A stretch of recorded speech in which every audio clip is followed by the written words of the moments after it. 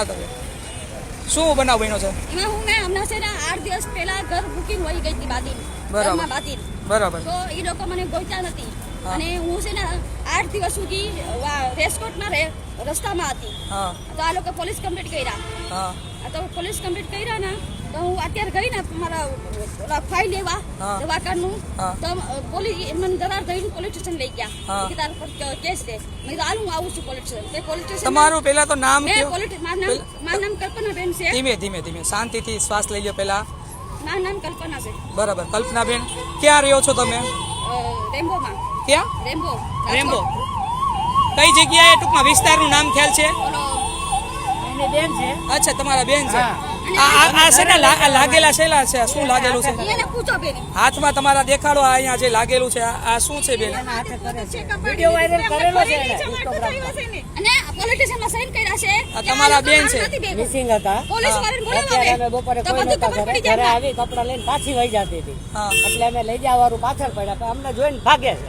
અમે ક્યારના બપોરના પીછો કરી પણ એમ થાય મગજ મેટ છે લઈ જાય અમે મેન્ટલ હોસ્પિટલ નંબર નથી હોતા કયું ના નાટક ન થવા પણ એ જે રીતના બેન રોડ ઉપર બેઠા હતા આ વ્યાજબી નથી. અમે 181 બોલાવી હતી એક વખત આવું કર્યું ત્યારે 181 અમે કહી દીધું માર ઘરે નથી જવું. બોલાવો એટલે ખબર પડી જાય તમને. અમે ઈ તરત પોલીસમાંથી બહાર નીકળ્યા તો તરત મારા પાછળ આવ્યા.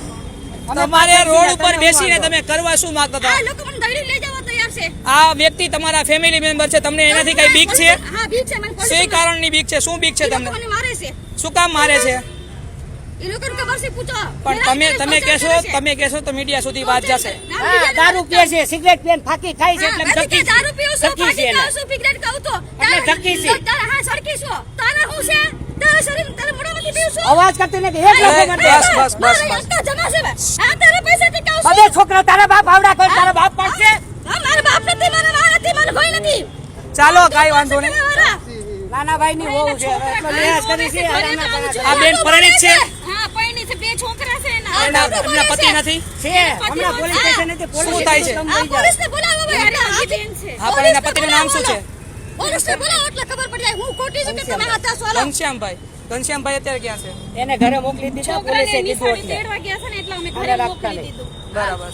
હાલો હવે ભક્તિનગર પોલીસ સ્ટેશન અહીંયા બોલાવો પછી પૂછી લેજો. મારી વાત ખોટી હોય ને હું તમને બતાવીને હું માફી માંગુ. હા પણ હું પાછળ આવું છું પાછળ શું કામ એને એટલે તારે તને જેમ મરજી આવે એમ કરવાનું. પોલીસને બોલાવો પછી તને જેમ મરજી આવે એમ કરવાનું તારે. પોલીસને બોલાવો પછી વાત કરજો.